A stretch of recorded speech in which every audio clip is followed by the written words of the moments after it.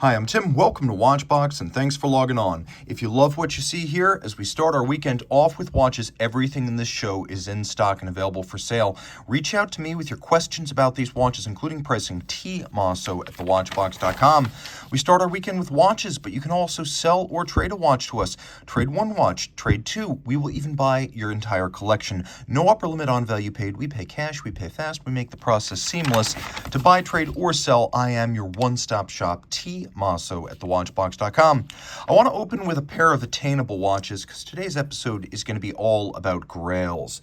So right here we have a model launched in 2017. This is the 38mm Speedmaster coaxial chronometer automatic winding. So in the tradition of the Speedy reduced, we have these oblong, laterally oriented registers for the chronograph, a lovely serration on the bezel that actually lines up with the tachometer calibrations. We have a sapphire crystal, though it's domed to look like a plexi, rose gold plated indices and hands. Now this is a coaxial chronometer, so inside we have a rare coaxial adaptation of a Valjoux 7750. This is the 3330 with 52 hours of power reserve, a free sprung balance, a column wheel conversion from the old cam system, so it's now a column wheel chronograph, and it has a coaxial escapement as envisioned by George Daniels and an anti-magnetic silicone hairspring.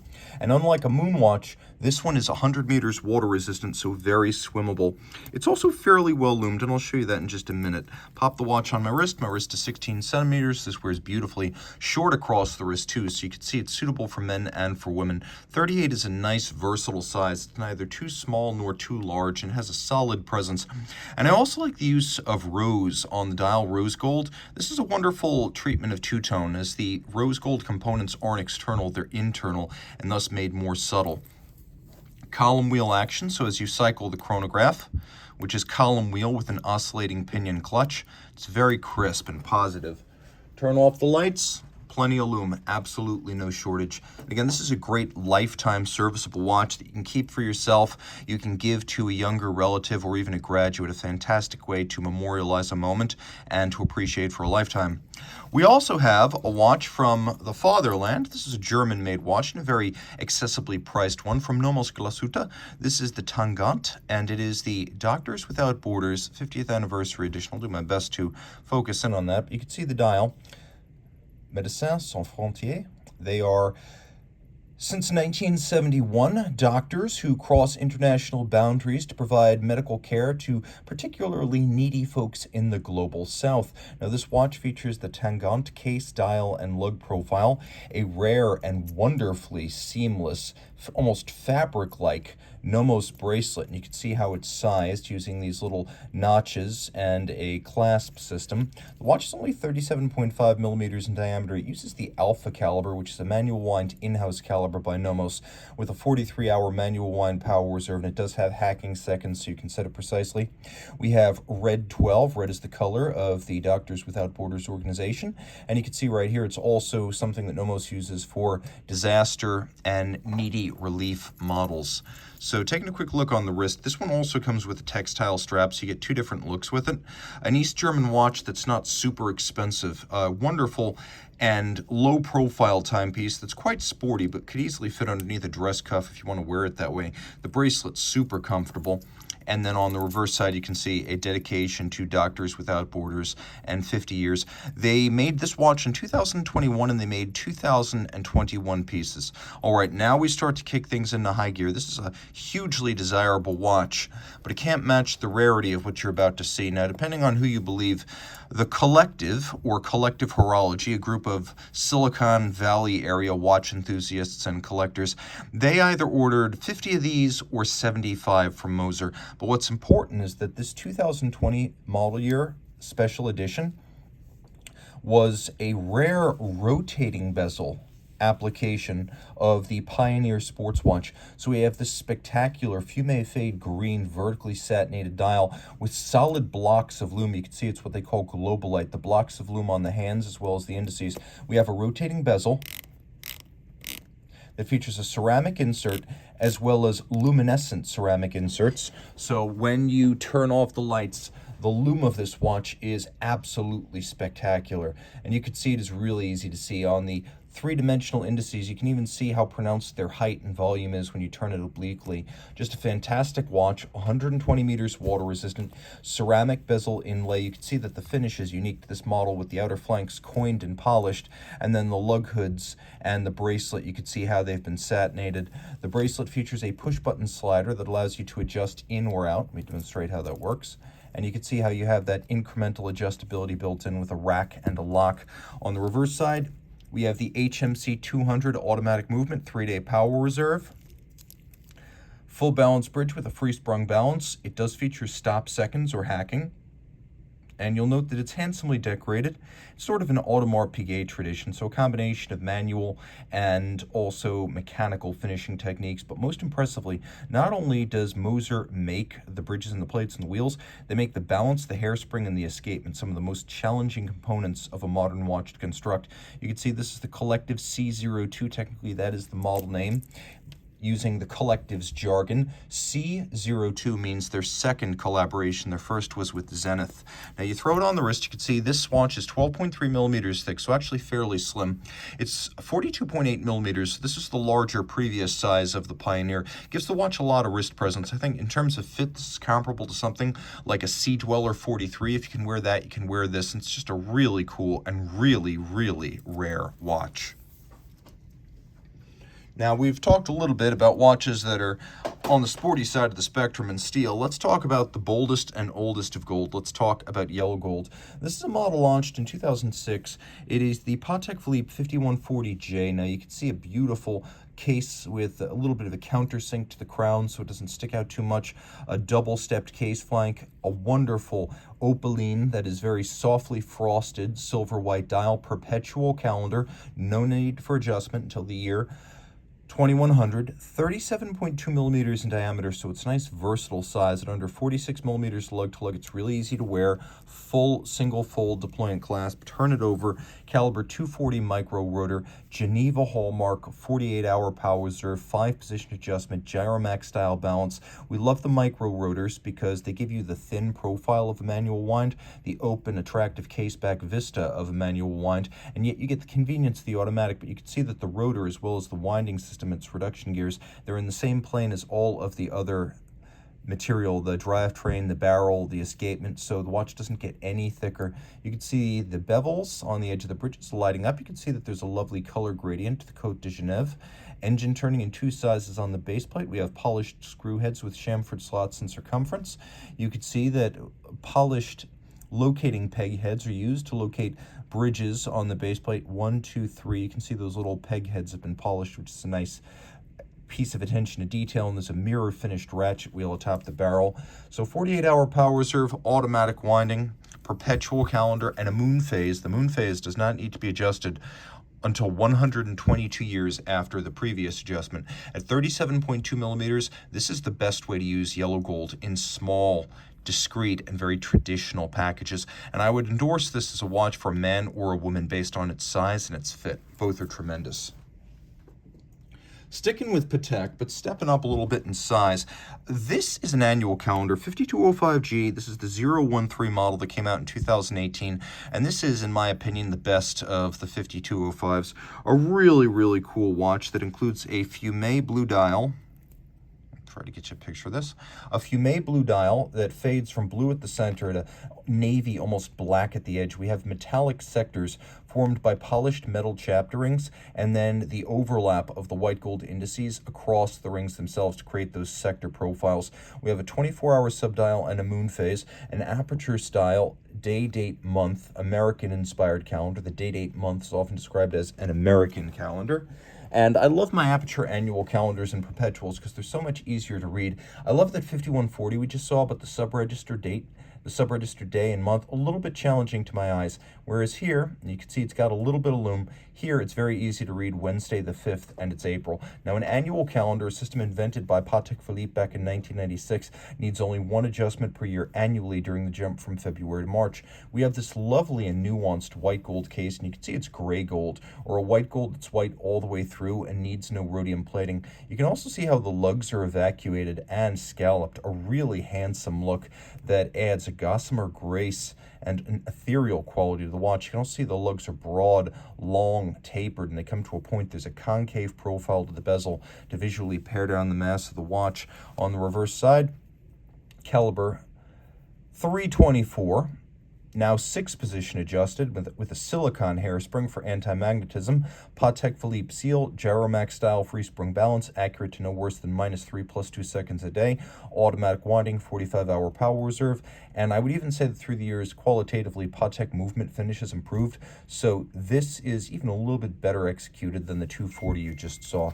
A really cool watch and a hell of a lot of fun to own. 40 millimeters is a nice versatile size, not oversized, not undersized. The combination of the polished gold hands and indices on this dial with the blue fume fade, the nuance of the case, the concave bezel. This is a really classically beautiful Patek Philippe watch, and I think the definitive version of the 5205.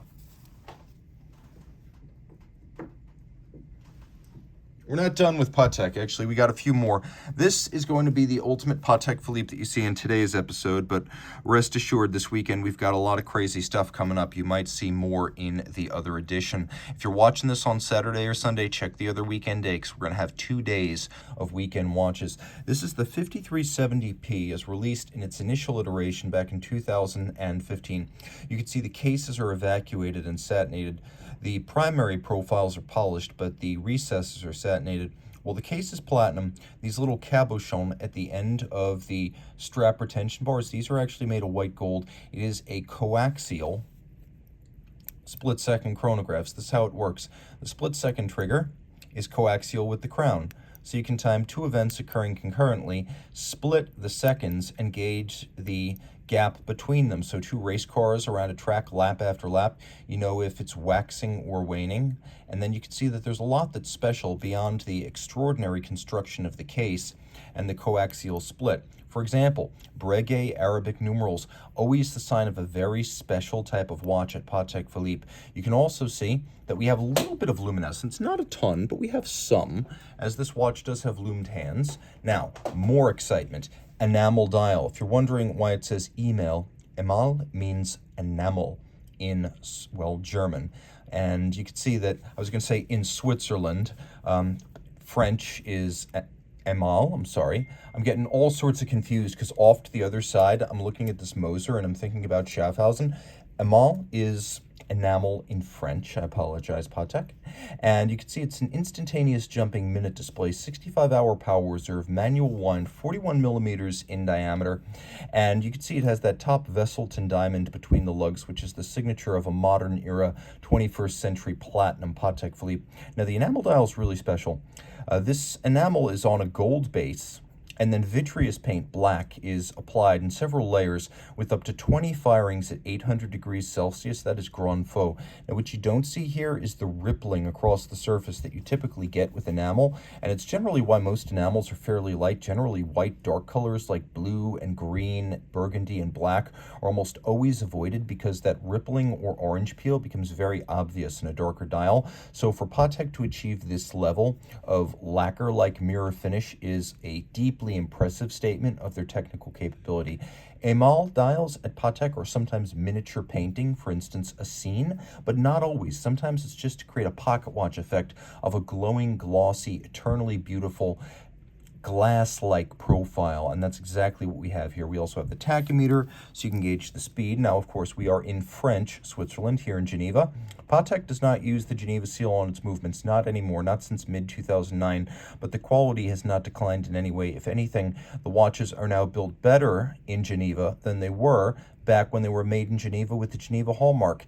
Everything that's turning black as I tilt this through the light is mirror finished, and it's called black polish because it reflects light only in one direction. From every other angle, it looks black. Note the capped column wheel, note the clutch finished in steel along with the levers, horns, and recentering hammers of the chronograph. We have a separate pincer system for the split-second chronograph, and you can see it includes a secondary column wheel, a forest of springs, and then those 2 pincers.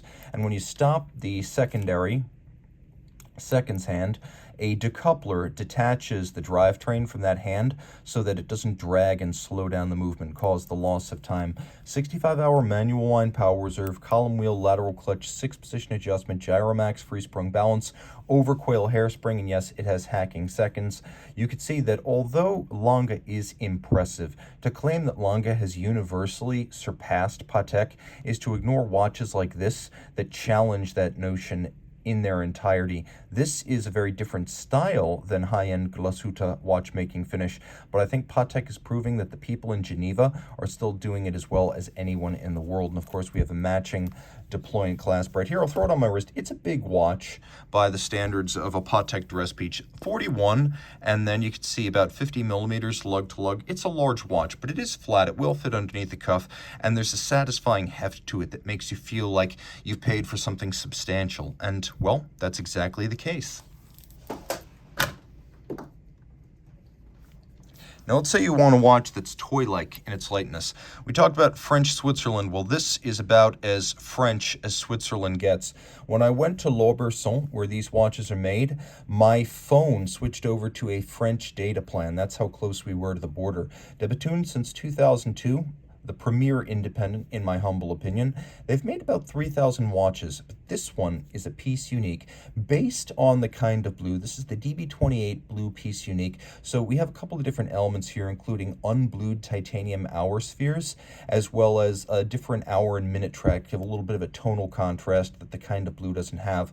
You can also see that the barrels and ratchet wheels, as well as the shock protection for the triple parachute shock protection system, have also been left in a contrasting silver white. Now, there's a lot going on here. 2 barrels, manual wind, self-adjusting. You cannot accidentally overwind them. 6-day power reserve. There's a little stub power reserve indicator. As it moves from that jewel to this jewel, you wind it up for its 6-day power reserve to be depicted on the dial side. There's that little mini pocket power reserve indicator, and then a more obvious extensive power reserve indicator on the reverse side. Look at the finish. Although these watches are avant-garde, the finish is very traditional. We have engine-turned perlage on the base plate. Note we have mirrored anglage on the edge of the steel, as well as brass components. This is a little adjuster system for the moon phase display. This is the mechanism underpinning the power reserve indicator, 6 days. You can see that the indicator has been fully rounded and black polished. The steel parts for the moon phase adjuster, as well as the secondary power reserve indicator, they're satinated across their top. They're mirror beveled on the edge. All screw heads are black polished. Flip it over.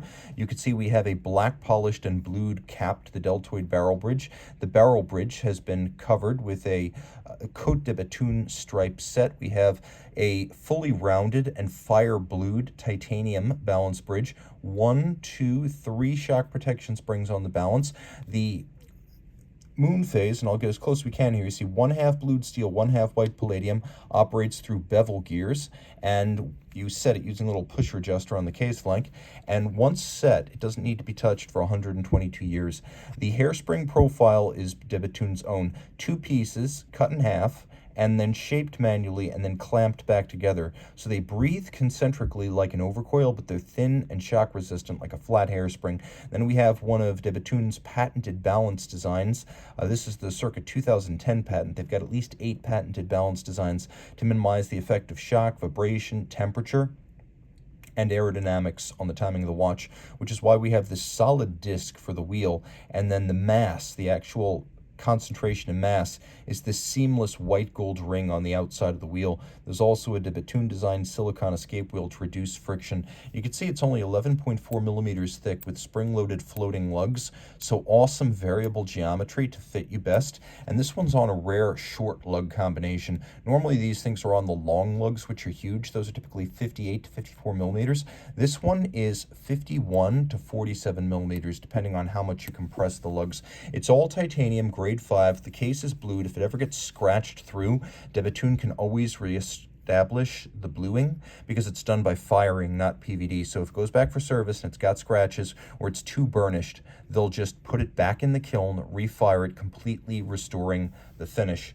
Now, throw it on my wrist, which is 16 centimeters in circumference, super light, super comfortable, and those short lugs are really helping. The watch is thin enough that it will fit underneath the cuff, no issues there, and I could actually recommend it on these tiny lugs for a wrist as small as 14 centimeters in circumference. The nominal size of the watch is 42.6 millimeters, though it looks more like a 44 or a 45 on the wrist. Ergonomically, it doesn't wear like those larger sizes. Now here's an exciting watch launched in 2016. This is the Vacheron Constanta Traditionnel Perpetual Calendar Chronograph, a timepiece which you can see is massive. Platinum, 43 millimeters, and you really feel it. We've got the spectacular ruthenium-coated dial and a perpetual calendar. So we've got these Dauphine hands that have been half frosted for better contrast against the base, white gold, faceted and polished hour indices. We have a little moon phase cut traditionally with faces on the moon and the sun, and of course a column wheel lateral clutch chronograph that is Lemania based, as we have caliber 1142 based on the Lemania 2310. The 2310 has also gone by names like Omega 321 or Patek Philippe CH 2770, a famous movement that's been to the moon as well as to the top of the highest skyscrapers and penthouse suites in the world. It is a famous luxury chronograph caliber that has also cut its teeth in official military and aerospace service. But here it's finished to Geneva Hallmark standards, and you can see that it is spare no expense. Column wheel, lateral clutch, an enormous slow beating balance, 21,600 vibrations per hour with a handmade overcoil hairspring, chronometer style 5-position adjustment, and of course manual wind with a 48-hour power reserve, black polished swan's neck fine adjustment mechanism, a chronograph bridge with a sharp interior angle where the bevels meet, and then another one adjacent to the minute jumper wheel. You can see that this is as good as Vacheron has ever offered, no, as great as Vacheron has ever offered. The quality of the finishing and the visibility of the parts, that's what I love about a truly high horology lateral clutch chronograph. Lateral clutches may not be as precise as vertical, but they are much more traditional, much more challenging to make and tune properly, and just more astounding to the eye and compelling to the heart. Absolutely the best of the best from Vacheron. You can see it has a matching folding clasp, and it is 43 millimeters, so it was a step up in size from previous Vacheron perpetual calendar chronos, yet I can wear it. I wouldn't wear it on a wrist much smaller than mine, but at 16 centimeters circumference, I'm really feeling this. I enjoy it. It's nicely conformed around my wrist thanks to the slope of the lugs. You can see even though it's not a thin watch, it doesn't look overbearingly thick, nor is it awkward in any way. A watch with a huge amount of charisma and tradition behind it. This is the Vacheron we dream of, a Vacheron that brooks absolutely no compromises. I think someone just dropped a dog fence outside. Yes, we have dogs in the office.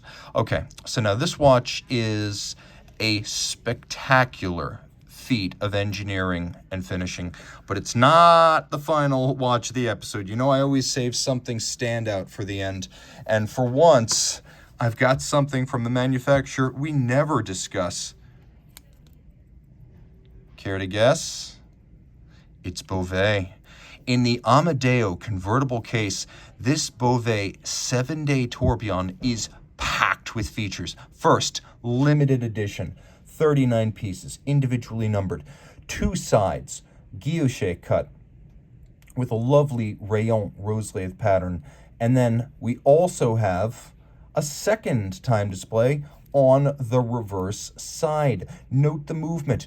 Spectacular engraving and chiseling.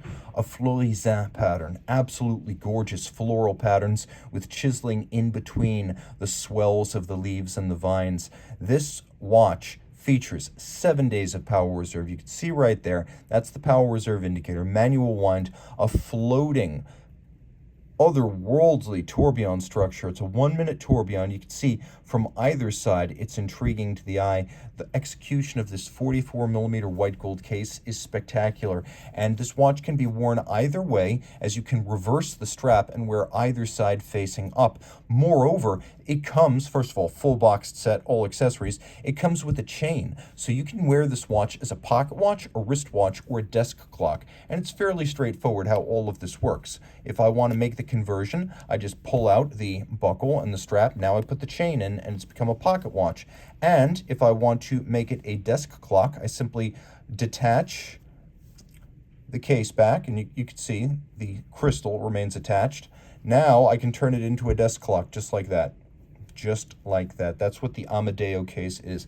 Beauvais Amadeo makes beautiful watches with the ability to construct everything from the cases to the dials to the movements. They do their own engraving, gem setting, enameling, and miniature painting in-house. A fully integrated manufacturer that does not advertise. Beauvais, run like a fiefdom by former attorney turned watch entrepreneur Pascal Raffi. He hates to hear his watches called watches, so I'm going to remind you, this is not a watch. Pascal, if you're listening, this is a timepiece, and I take that very seriously. And you can see why. Because a desk clock is not a watch. It is a timepiece. And this is clock, pocket watch, and wristwatch all in one, with a 7-day power reserve, 2 dials, and, of course, a tourbillon. Reach out to Team Mosso at thewatchbox.com for purchase and pricing details.